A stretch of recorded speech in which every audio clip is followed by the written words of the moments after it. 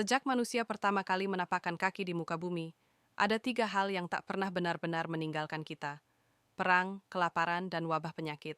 Seiring peradaban berkembang, dari zaman batu hingga era digital, ketiganya selalu hadir, mengintai dalam bayang-bayang, menunggu waktu untuk muncul kembali. Mereka bukan sekadar peristiwa dalam buku sejarah, tapi bagian dari siklus kehidupan manusia itu sendiri. Tiga bayangan kelam yang tak pernah padam, hanya berganti wajah, berganti bentuk, dan terus menguji ketahanan umat manusia.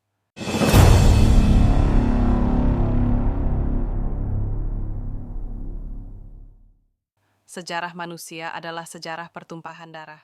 Dari tombak batu hingga drone militer, dari pedang hingga senjata nuklir, manusia selalu menemukan cara untuk saling menghancurkan. Perang bukan hanya soal peluru dan ledakan. Ia adalah cerminan hasrat manusia akan kekuasaan, dominasi, dan kadang rasa takut. Ribuan tahun lalu, perang muncul dari konflik sederhana, wilayah perburuan, akses air, atau balas dendam antar klan.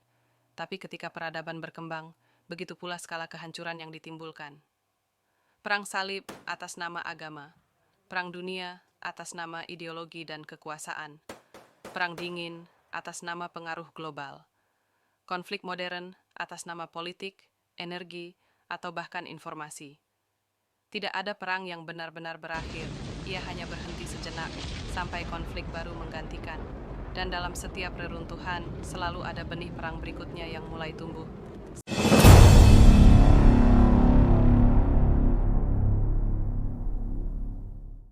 Kelaparan adalah jeritan paling sunyi yang pernah terdengar dalam sejarah umat manusia. Ia hadir ketika panen gagal, ketika perang menghancurkan lahan pertanian, atau ketika kekuasaan merampas hak rakyat atas makanan. Dari Great Famine di Irlandia, bencana kelaparan di Ethiopia, hingga kelaparan tersembunyi di sudut-sudut kota besar hari ini, kisahnya selalu sama. Mereka yang paling lemah selalu menjadi korban pertama. Ironisnya, dunia hari ini memproduksi lebih dari cukup makanan untuk memberi makan seluruh umat manusia. Tapi jutaan orang tetap tidur dalam perut kosong, bukan karena bumi tidak cukup kaya, tapi karena manusia belum cukup adil. Dalam dunia yang dipenuhi teknologi, data, dan distribusi logistik canggih, kelaparan tetap hidup, bukan sebagai akibat alam, tapi sebagai kegagalan sistem dan hati nurani kita.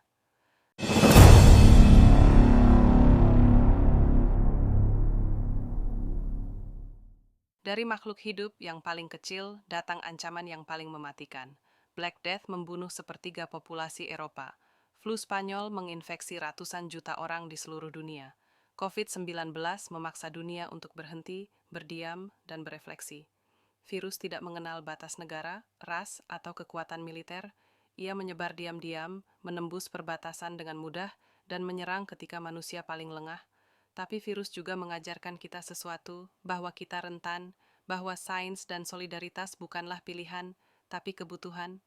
Sejarah membuktikan kita selalu kalah di awal, tapi bisa menang di akhir jika kita mau belajar. Namun satu hal pasti, virus akan datang lagi.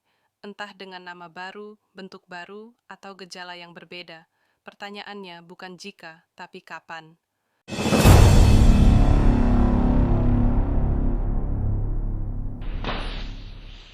Perang, kelaparan, dan wabah bukan sekadar catatan kelam masa lalu.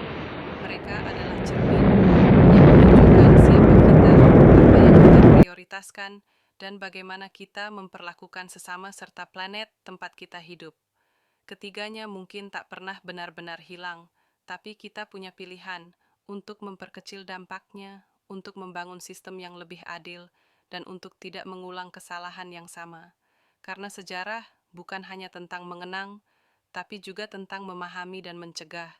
Manusia telah melalui begitu banyak penderitaan, tapi kita juga punya kapasitas untuk berubah, untuk memilih damai, berbagi, dan bersiap. Masa depan ada di tangan kita, dan kita bisa memilih untuk menjadikannya lebih baik dari masa lalu. Call to action, musik lebih ringan, harapan.